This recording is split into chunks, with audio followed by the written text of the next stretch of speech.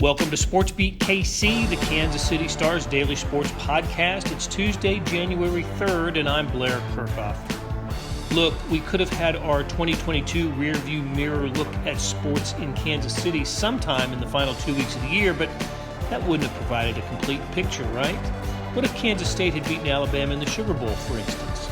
Well, that didn't happen, but I'm still glad star columnists Vahe, Gregorian, Sam McDowell, and I waited to have this discussion. I believe we covered it all, but you tell us what we missed. We spend the first few minutes talking about what I believe are the two biggest topics of the year in Kansas City sports, the World Cup announcement and a couple of Chiefs topics. After a break, we hit on everything else, like the big changes in the Royals organization and the Kansas basketball NCAA title. Plus, we look ahead to 2023. It's longer than usual, this show today, but I hope you'll enjoy it. Let's get started. We could have done a year in review sometime during the final 2 weeks of 2020, but no, I thought if it's a year in review, don't you need to include the entire year? Others, no, not so much. You could start seeing these things in the middle of December, year in review, and I'm thinking, well, what if something newsworthy really happens in the final 2 weeks? K-State could have beaten Alabama. That's exactly what I was getting at. On December 31st, Kansas State played Alabama in the Sugar Bowl, maybe the biggest game in Kansas State history. If we had recorded this, a week earlier, we would not have been able to include that. Be irrelevant, and you couldn't take that risk. Plus, you are a visionary. This is how it is. The year in review the next year. Actually, I wanted to do it a couple weeks early, but it just didn't work out with anybody's schedule. So. But I'm glad we're doing it now, and I'm glad I'm doing it here with Vahe Gregorian and Sam McDowell. We are going to talk about 2022 and look ahead to 2023. The first thing we look back upon in 2022 was some of the personal achievements by our fine guests. 2022 was the year Sam McDowell became a columnist at the Kansas City Star. 2022 was the year Vahe Gregorian became a USBWA Hall of Famer, and we were thrilled to share that with you at the Final Four this year.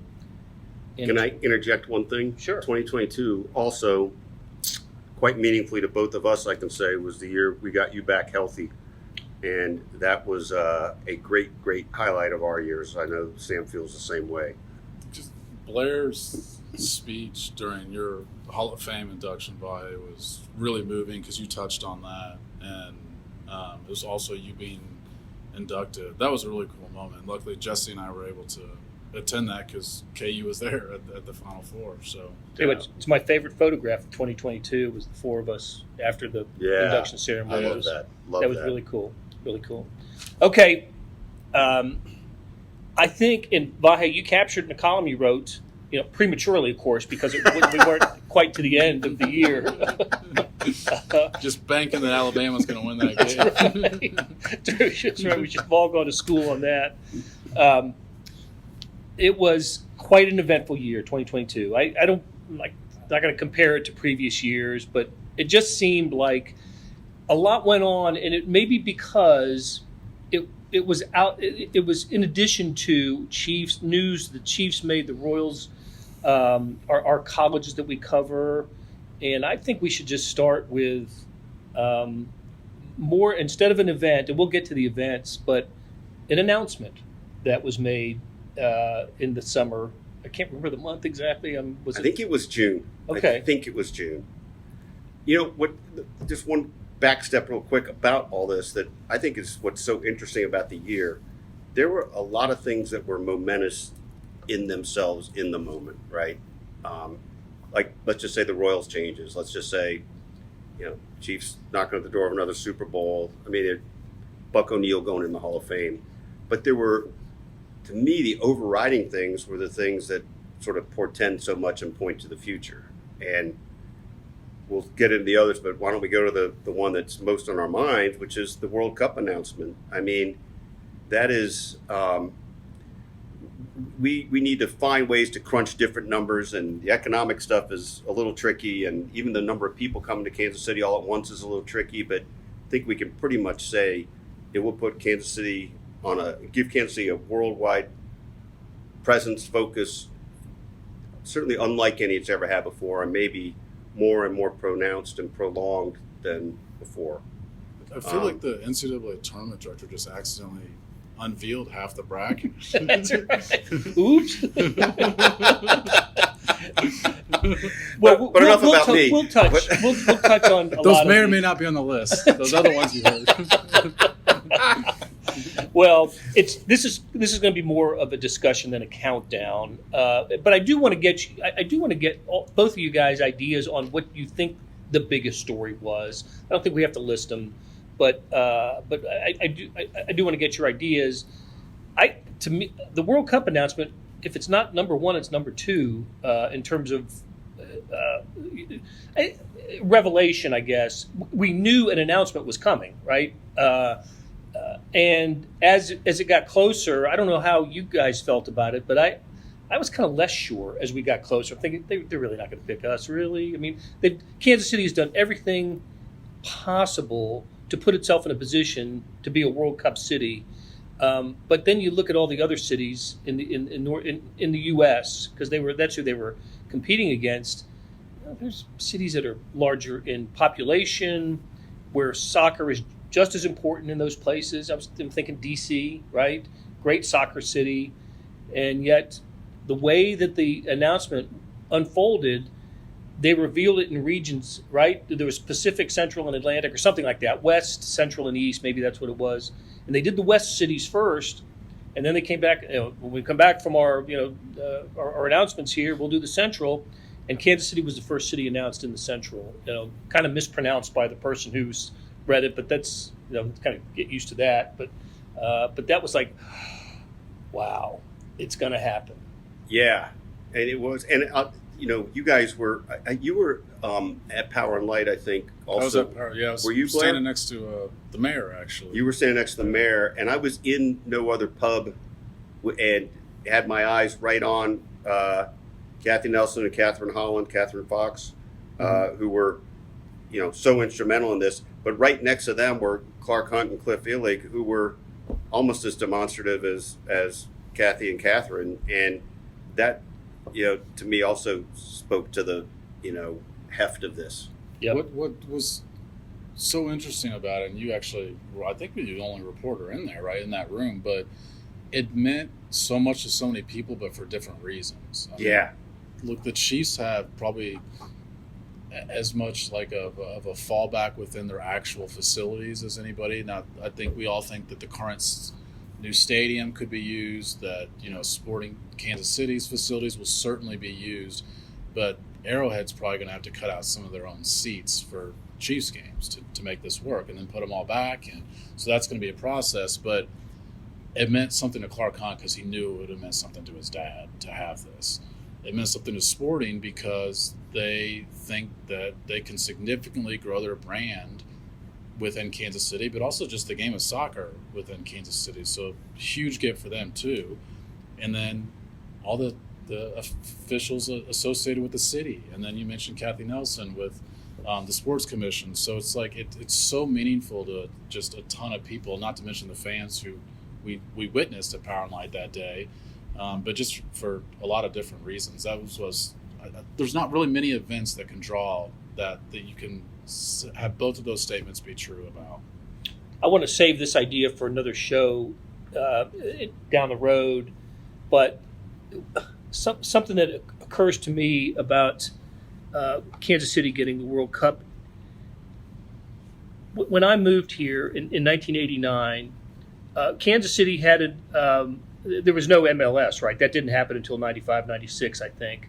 But Kansas City, they got a team, and I just figured the first 5 or 6 years, Kansas City was just another team in the MLS, no different than any other city. It was probably given because of a favor to the Hunt family, who was, Lamar, of course, so instrumental in development of American soccer. When Sporting Kansas City took over the identity of the Wizards, the Wiz and the Wizards, and it became under new ownership, something changed in Kansas City's relationship to soccer. And it was because of the change, to me, the change in identity, the strength of Peter Vermees and his influence on it all, how technologically savvy the organization was and out in front of all this stuff. And that to me is when Kansas City started to change its relationship with soccer and put it on a track to where it could call itself soccer capital of the country. Whatever kind of silly. It sounds kind of silly, but why not say it, right? Nobody else is disputing it. Why not say it? And if that doesn't happen, if Sporting Kansas City doesn't exist in the way that it does, I don't think Kansas City has that relationship with soccer that gets the World Cup. Yeah, like to that point. So obviously we're a week out or a couple days out from me writing about Sporting Kansas City trying to get Cristiano Ronaldo, which, by the way, I think would potentially be the top of our list if something like that had happened. Imagine if that happened on 12/31. But this has the same elements in the sense that when I was talking to Peter Vermees about that, I said, you guys had been setting yourselves up for a while to make a pitch like this. And that's the way I felt about the World Cup, too. And a lot of that was because of the way the growth that you just mentioned with Sporting Kansas City. Like, there's no way Kansas City is a host city. As much as influences the Chiefs have and Lamar Hunt's connection to the game and as much work as the Sports Commission and the city officials put into it, if Sporting Kansas City isn't what it is today, like, we're not getting the World Cup to Kansas City. But their growth has just been layered. It's not like they just did this rebrand and got this new stadium and just said, okay, we hope this all works out from here. I mean, it's consistent growth, and I mean, it's new training facilities. I mean, it's they've got a minor league team here, even though I know soccer fans don't like it when that's how it's phrased. But they're always looking for the next best thing, I think. In a lot of cases, I think when you look at specifically their training facility, they probably have the best thing the country has. What's another little twist on this goes sort of back to the heart of your point, Blair. So I was in St. Louis all those years. St. Louis perceived itself as, maybe it wasn't calling itself a soccer capital, but certainly perceived itself as pretty prominent. It may not have called it that, but it was. And for all intents and purposes, it might as well have been. It had a lot of that history to it. But St. Louis didn't get an MLS team. They had ownership issues trying to put it together until recently, and we'll see how that affects things. This year, yeah. Yeah, but imagine that landscape, how different the landscape would be even if St. Louis had gotten the team at that point with visionary ownership. We might not be talking about this the same way either, right? Because all this stuff, this was a convergence of a lot of different things for the smallest market in the World Cup, right? And in this 2026 World Cup. And without all those dynamics, including the very start of it with what you brought up. Okay, let's if Kansas City being announced as a World Cup destination isn't the top story for Kansas City sports in 2022, I would submit that it has it's Chiefs story, and I just don't know which one. I don't know if it's Patrick Mahomes having an MVP season in the regular season of 2022, or is it the Chiefs-Bills playoff game that happened obviously in January of this year, the second half of the Bengals game which became the single most disappointing loss in the Patrick Mahomes era. You all talked me out of combining those into just one Chiefs category, so maybe we can touch on all three. Let's start with the Bills game, because I didn't see it. You both were there to cover it, but widely acknowledged as it was the game of the year for the ESPYs this year, and maybe the single greatest game at Arrowhead Stadium history, and some are calling it the best playoff game of all time. You guys were there. What's the year after feeling about that moment, that game? Well, go ahead, Sam. Well, I think what was so unique about that game is it's not like, like the Tennessee Miracle, for example, where it's just the ending that you think about. It was the last quarter and a half, including overtime, that there were several times. I mean, in our jobs, we write when we think X team might win, and there were several times where you buried your head and started writing because you thought, okay, it looks like this team's got a pretty significant leg up. So yeah, I mean, that's what stands out most to me. If in terms of ranking, I think the Bengals game I'd put second, even though it's the negative one.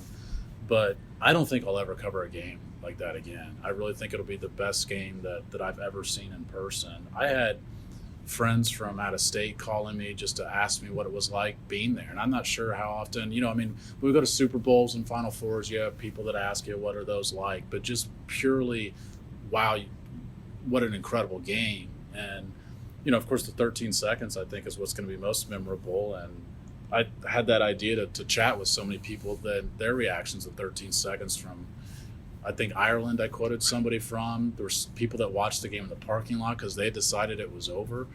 I really don't think we'll see another game like that, even though we probably shouldn't say never with the guy they have here. I think you get at the thing that distinguishes that game in a way, which is we've all been pretty privileged to be at a lot of different events with a lot of dramatic endings, but it was sort of the extended frenzy of the second half, really the late second half of the fourth quarter, last 4 minutes. There was no way to know when it was going to end, what to expect of how the next twist would be. So this is a good example of that point. Is like I mentioned the Miracle game. What is that called? The Tennessee Miracle. The throwback Music City Miracle. Music City Miracle. The throwback on the Music City Miracle. We all know what happened. The Chiefs game, I think most people know who won. They remember the 13 seconds.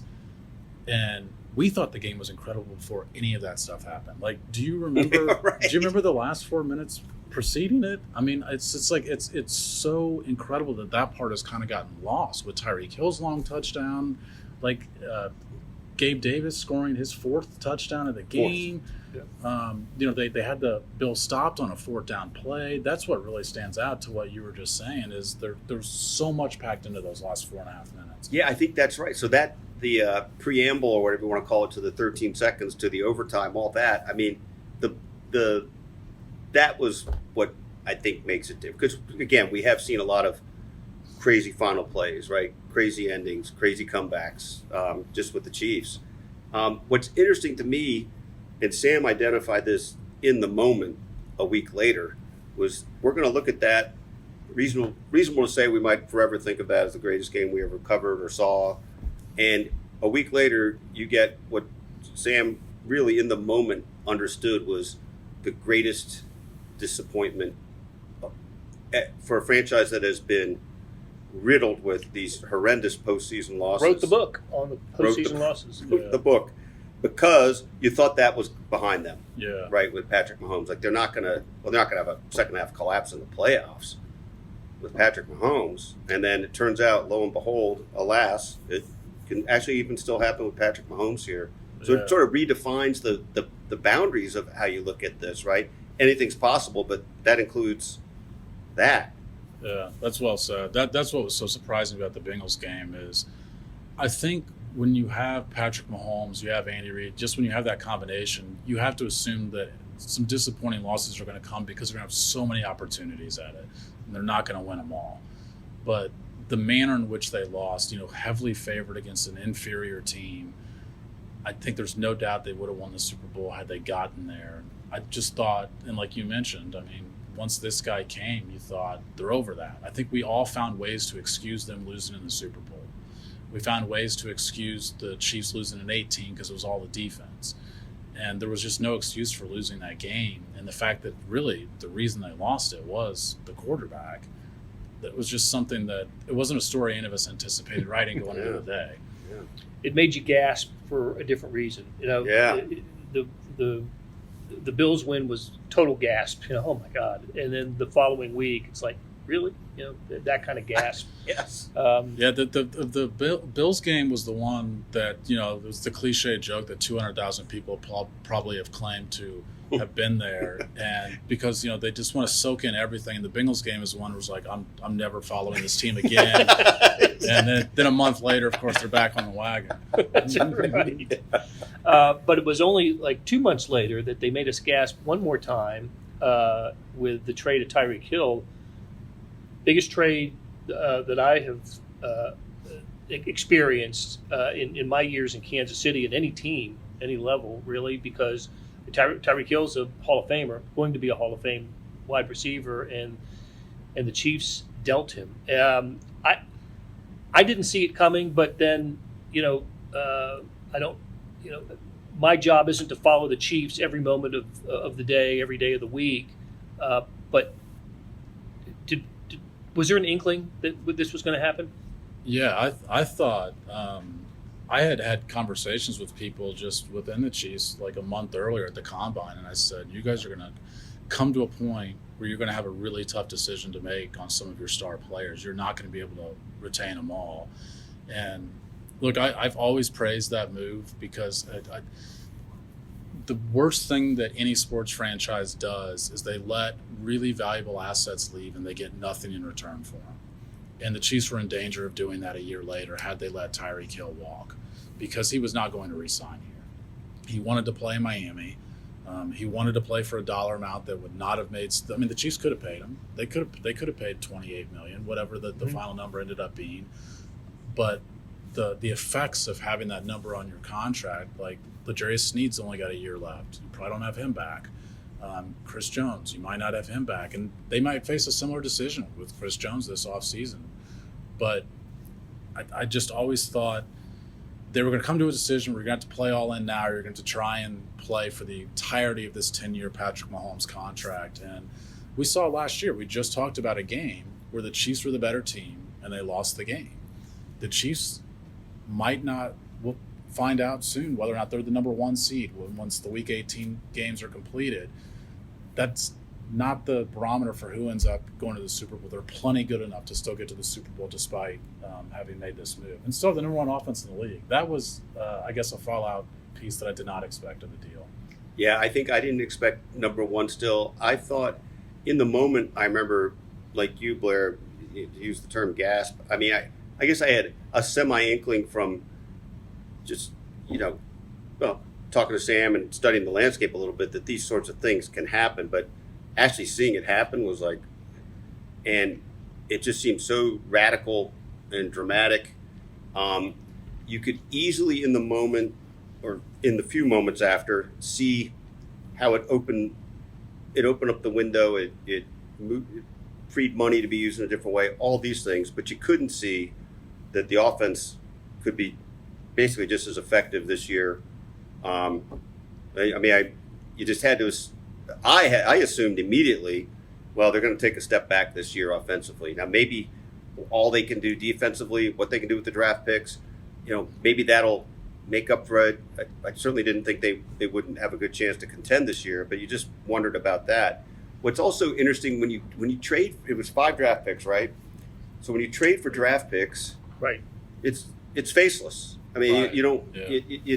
You got rid of a guy in his prime, who's going to be a Hall of Fame player, and you got 5 faceless people that are coming. Now they worked that pretty well so far. They still got some picks, 2 picks left, I think. Right, a fourth and a sixth. Yeah, for 2023. But look what they've been able to do with it, and it also opened up. I think this is true.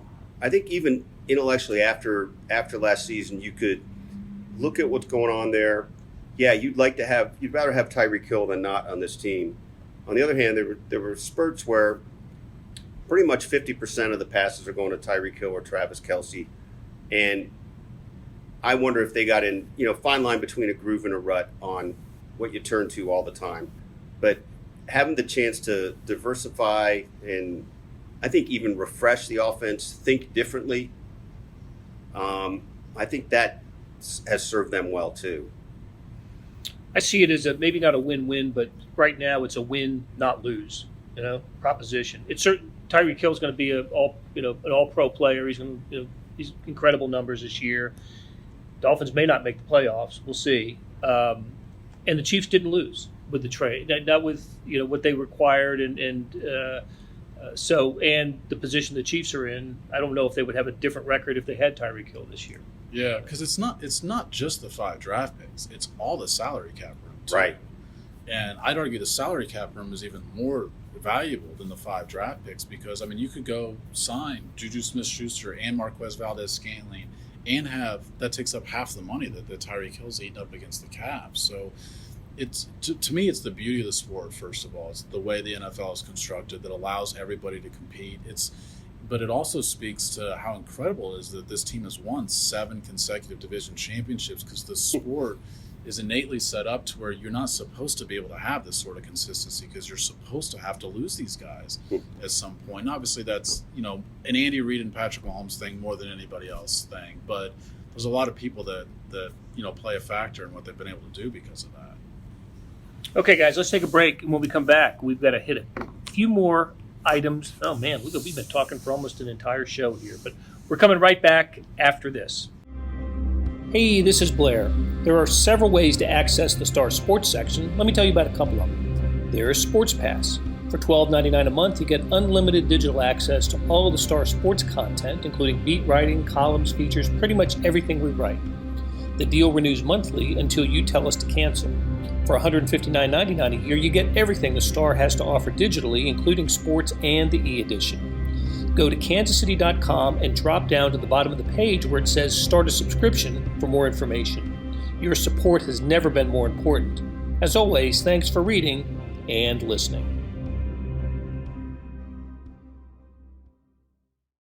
Okay, we're back on SportsBeat KC talking about 2022, the year in review in sports in Kansas City and around Kansas City, and looking ahead to 2023 with Star columnists Sam McDowell and Vahe Gregorian. The Kansas City Royals. Can't remember. Did they finish in last? They did, didn't they? Didn't they rally to finish last? They were fourth. Seems like most of the post All-Star break, and then they end up finishing fifth in the AL Central. Rally to finish last. But big changes coming to the Royals in more ways than one. We'll talk about the ones that we absolutely know about. There is a new general manager. There is a new field manager, and it's a new chapter for the Royals. No Dayton Moore. Big story not to have Dayton Moore as the Royals general manager. We all enjoyed working with Dayton Moore, and I think Dayton Moore enjoyed working with the Kansas City press corps. I think he really understood how important it was for him to have a good relationship with the media. But that's beside the point. There just weren't enough victories, right? There just wasn't enough success after the 2015 World Championship, and J.J. Picola is now calling the shots for the Royals. It is going to be odd, though, not to have Dayton Moore, see him at spring training. Although he's with the Texas Rangers now. They share the spring training complex. Right? Surprise. So we will see Dayton Moore. Just he'll be wearing a T on his golf shirt and not an R. It is funny, of all the places to end up that first 6 weeks or so down there, like he'll be over there all the time, right? Or they'll see him all the time. I don't know that I don't think he's going to be hovering over the Royals, though. I mean, I think it's I don't think so. It's a clean break for him. He and Chris Young will just be over in their side of the stadium. But they typically, it seems to me, the Royals and Rangers might play first at every spring training. Always do. That's right. That's the first spring training game. I'm realizing that this was the quickest move Dayton could have made to improve his standings. Was just to change teams rather than get somebody else here. Just he changes teams himself to Texas. Hey, but let's go back to something that's at the heart of this, Blair. As we turn to Dayton and all the changes at the Royals, it also goes back to something Sam said about the nature of the NFL and these decisions versus what happens in MLB.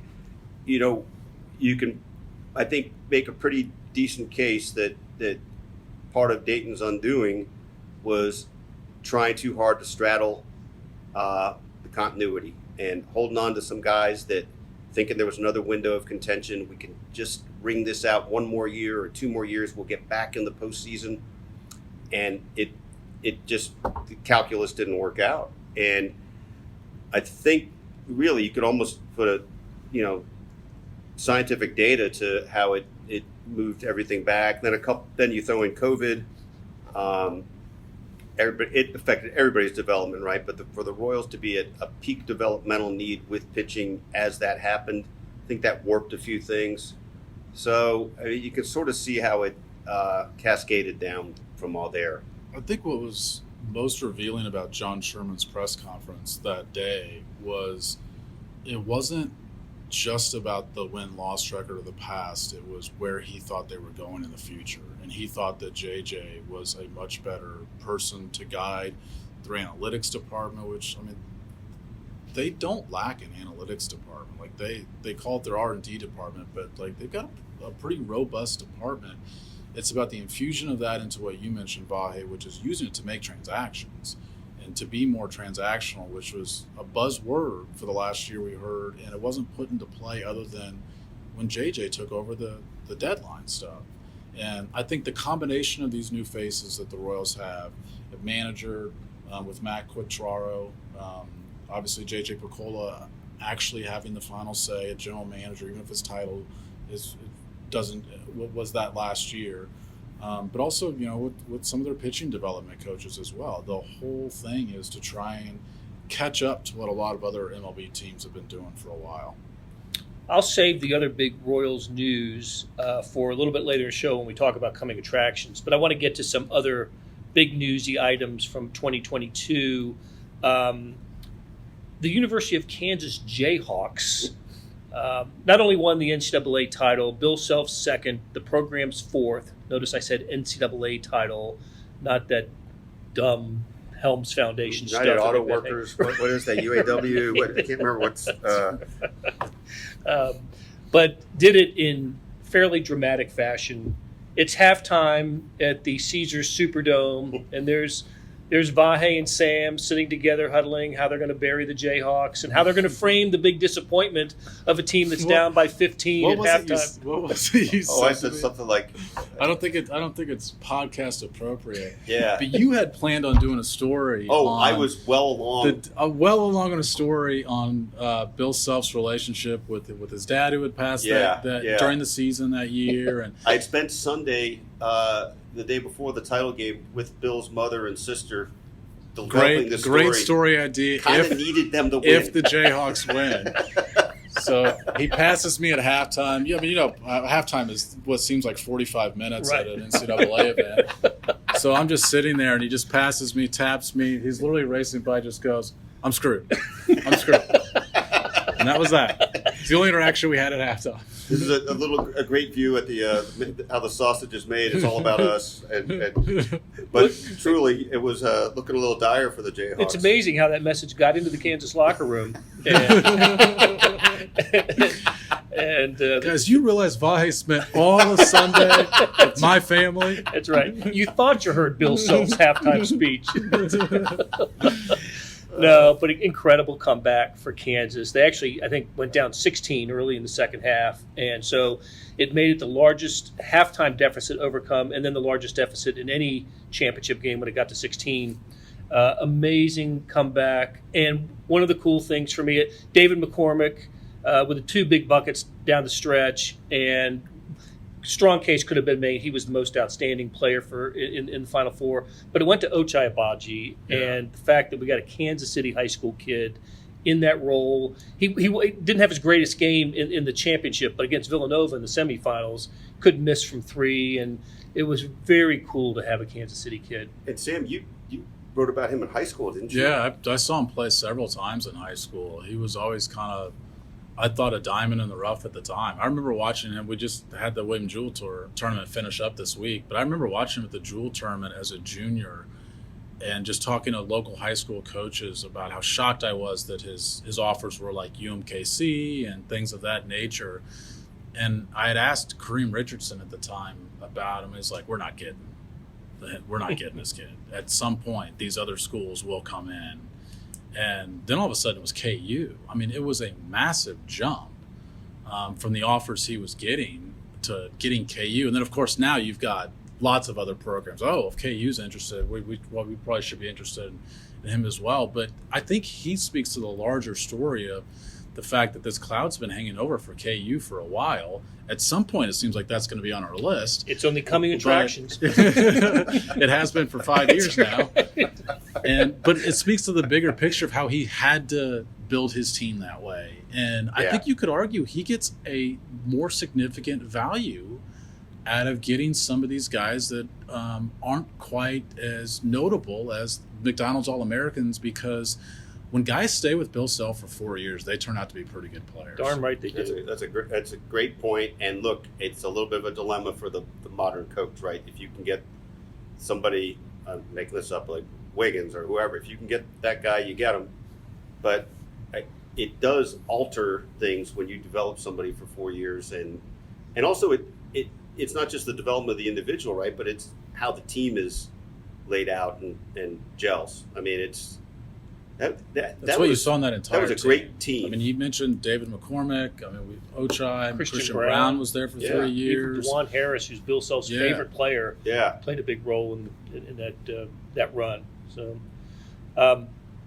So again, one of the reasons we waited as long as we did to record this was to see how far the Kansas State football program would go, and the fact they didn't finish it off, but what an accomplishment for Chris Kleiman's club to win the Big 12, fourth conference championship in school history, dramatically defeating TCU in overtime in the Big 12 title game. One of the great, as somebody who was here, has been here for all of Bill Snyder's tenure at Kansas State, and he had a lot of great moments. There is finally a great moment in Kansas State football history that's outside of the Bill Snyder era that they can put in the trophy case, and it was this one. So I don't know how you guys felt about Chris Kleiman before, but this just reinforces my idea that he is such a great fit for Kansas State. And he ain't going to get money whipped away from, to some SEC school or Big Ten school. I'm convinced of that. As long as Gene Taylor remains the athletic director, they got their guy. What's funny about that is that, some of the skepticism at the time about the hiring of Chris Kleiman was, well, they've got that background together, and Gene Taylor just hired a guy that's his friend, or, however it was postured. Well, it turns out Gene Taylor hired a guy who's really good for the job, and also the corollary impact of that is that because of his relationship with Gene Taylor, a guy that might normally be pried away is likely to stay for the long term. I mean, so it, double down effect for that. And boy, Blair, you would know this better than I would, or you too, Sam, but I don't know what you point to as the best wins in K-State history, but that Big 12 title game in 98, was it, when if they had won, they would have played for the national title. Yep. Lost at Texas A&M. Lost the double overtime Texas A&M and St. Louis. They destroyed Oklahoma in a Big 12 championship game here at Arrowhead. Yeah, that's right. But had they beaten Alabama in the Sugar Bowl, would that have been bigger than beating the team that's about to play for the national title? I don't know. I don't know. I guess we don't have to worry about that now. Yeah. But I think the fact that there was a month to get ready for the Sugar Bowl, that way you could have the conversation, how big is this game for Kansas State? And all the other instances were, if it was the Big 12 title game, you had a week to run up to that, or the Nebraska game when they broke the long losing streak to the Cornhuskers in '98. Yeah. That was maybe the biggest celebration I've ever seen. But no, wonderful, and it just with the Big 12, that's not on our list, but the Big 12 is going to have one more year with Texas and Oklahoma. In fact, there'll be 14 teams in the Big 12 next year. And then Texas, Oklahoma move on. Who's to say Kansas State won't be one of those teams? It's going to be a perennial contender in the new Big 12, and it started even next year when it's 14. So, okay, let's touch on a few more of these, and I do want to get to some coming attractions. Kansas football. Speaking of coaches, it seemed to be just right for the job. Lance Leipold was not Big 12 Coach of the Year, was not National Coach of the Year. Be hard to make a case against Sonny Dykes at TCU, but my gosh, anybody see 6 wins coming for KU football? No. I mean, you just couldn't. And I tell you what, that first 4 or 5 weeks, that was just an absolutely exhilarating story. And part of it was, a couple of those games were big comebacks, and that sort of epitomized the whole broader sense of a comeback in this program. And you could just tell watching that you felt like this is a well-coached team, that all this is foundational as opposed to, a supernova bursting or something, right? This is, I think, the start of, more credibility and momentum going forward. Not easy to do there still, and it may be an interesting year or two of some back and forth till you feel like you can know with certainty that this program's here with that kind of traction. But I really like what's going on there, and that bowl game was unbelievable.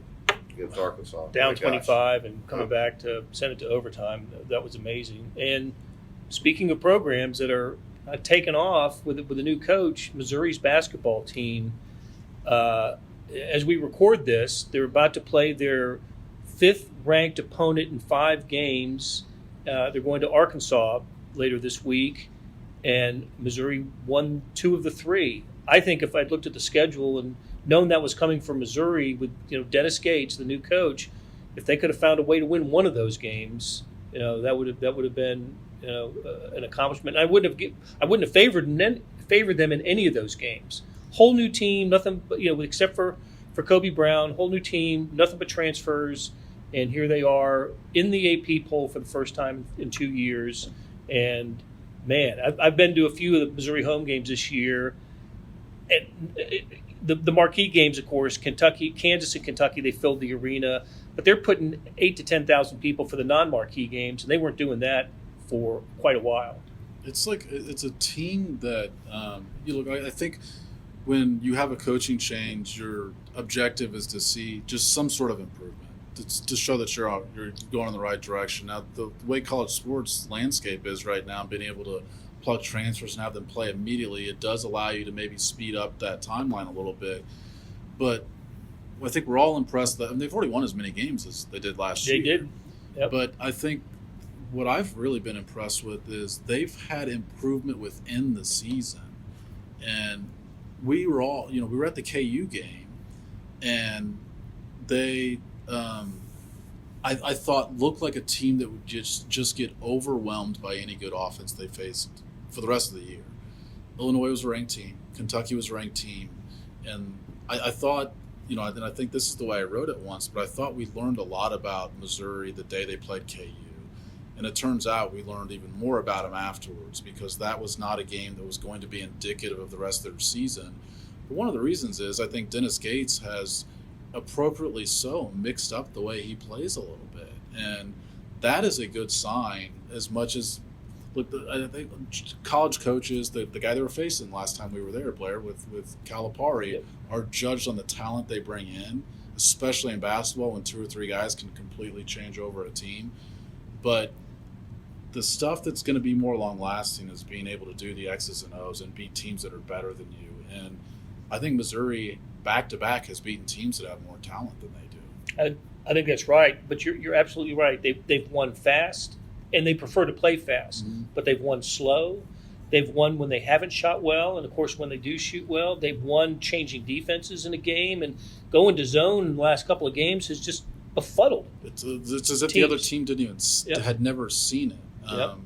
And we sat in a press conference with Calipari where I think you were the one that asked him about it, and he acted like it wasn't that big of a deal because they eventually figured it out. But the point was, Kentucky was on a run, and they didn't figure it out for a few possessions. Oh, 2 turnovers and 2 3-pointers right in a row. Yeah. One interesting thing about this, and you guys have seen them more than I have. I only saw one game in person, but the sort of soft serve early schedule, right? It made you wonder about what they've really got, especially after that Kansas game. But what it did give them a chance to do was play a lot of guys in a lot of different contexts, in a lot of different, even, not necessarily schemes exactly, but, changing it up a little bit within that.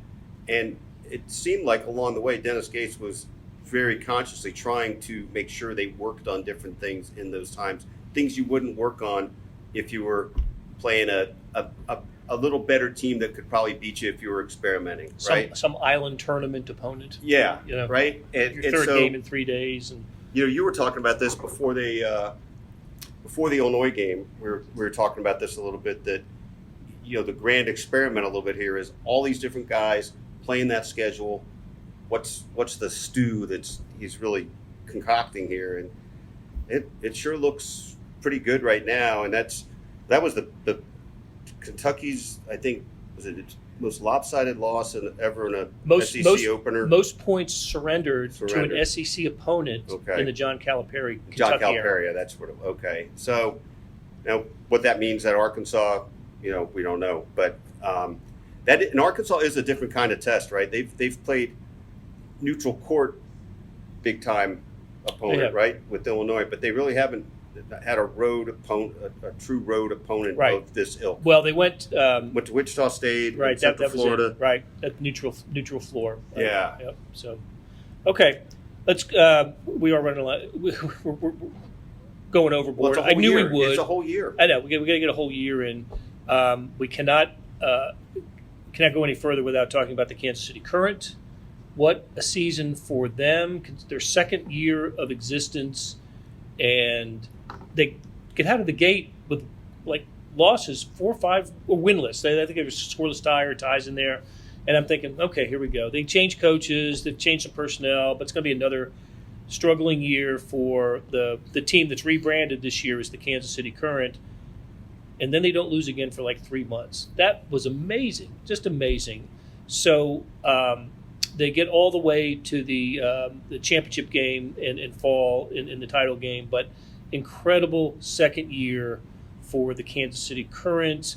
And that's not, that's only part of the story with this team. New stadiums, they've already broken ground. If you drive down into downtown from 35/29 and look off to the right as you cross the river, you see the cranes out there. Their stadium's going to open in 2024.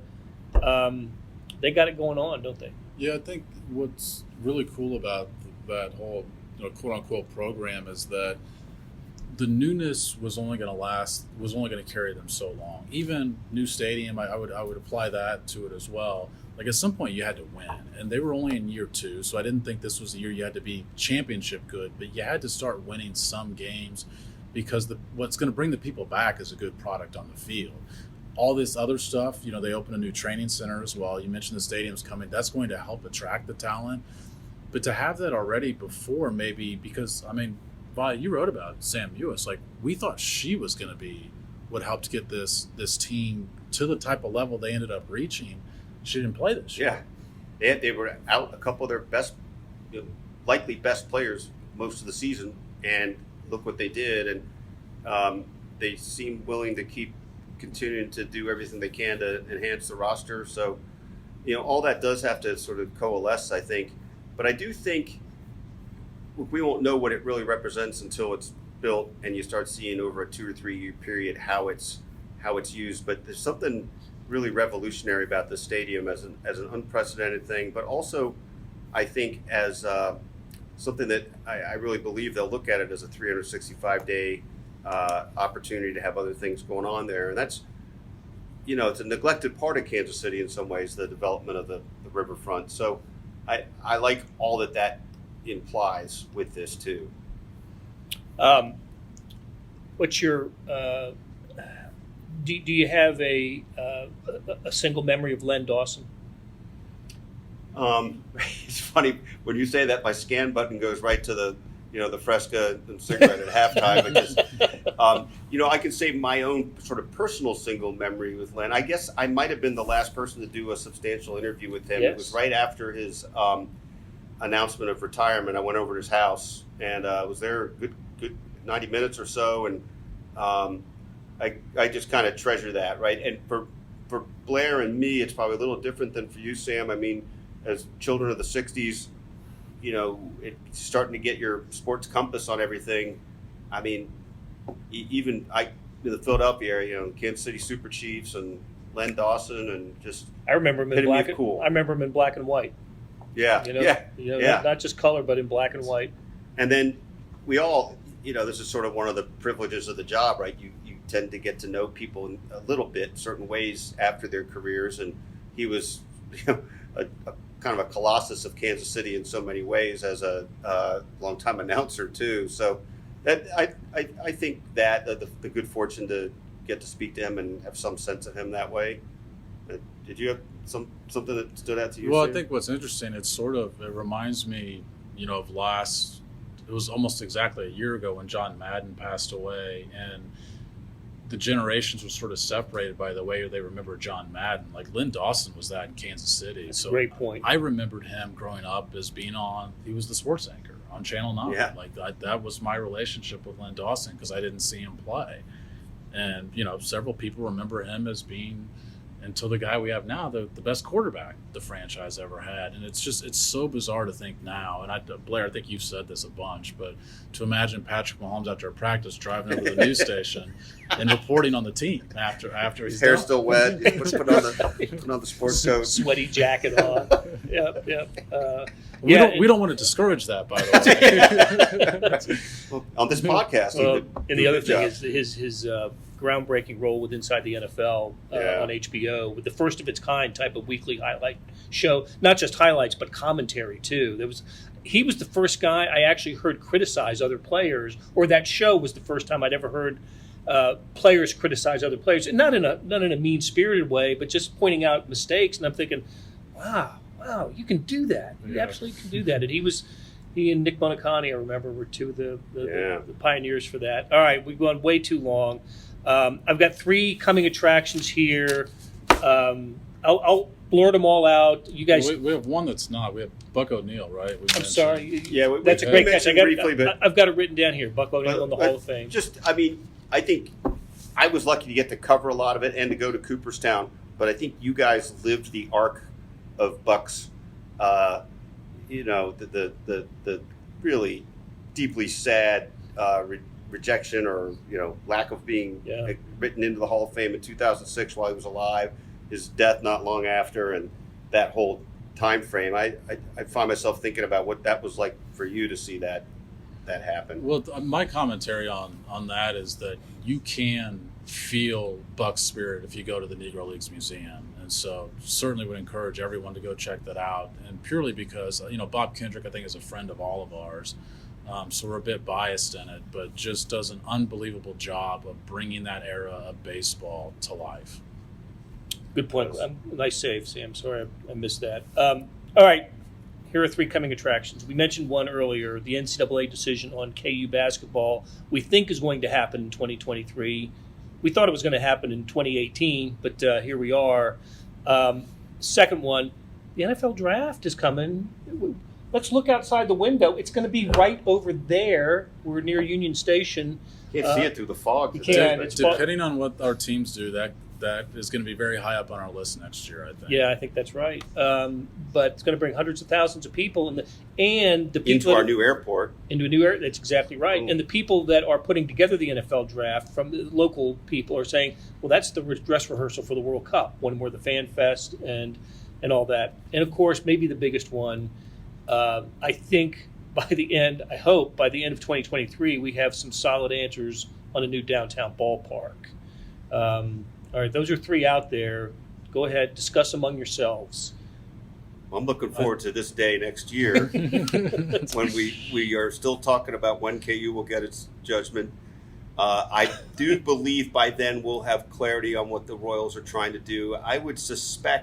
I think we think there's a chance on the August ballot, if I'm not mistaken, that would be earliest. We think that's the earliest it could possibly appear on the ballot. In which case, if it's on the ballot, we're going to have a lot more answers than we do now. And it's not a criticism to say that the Royals don't have these answers, because some of them, they're still in the process of gathering themselves. Well, theoretically, you want it to be that way if they're doing this listening tour, right? Right. Oh, they're actually absorbing stuff that they're going to take in. We don't know because we don't know what the blank slate is behind it. Yeah, and they say there's several sites still pending. I think we all want to know, where's it going, when's it going there, how much is the cost to the taxpayer. We did hear some information for John Sherman that he threw out a number that he's going to be contributing, I think, is larger than we anticipated. But you still have to know the total cost on the taxpayer, which taxpayers is it going to affect. So the most critical questions of this are still unanswered, but I think that more just demonstrates that they're early in this process still, and just how long this process is going to require. Yeah.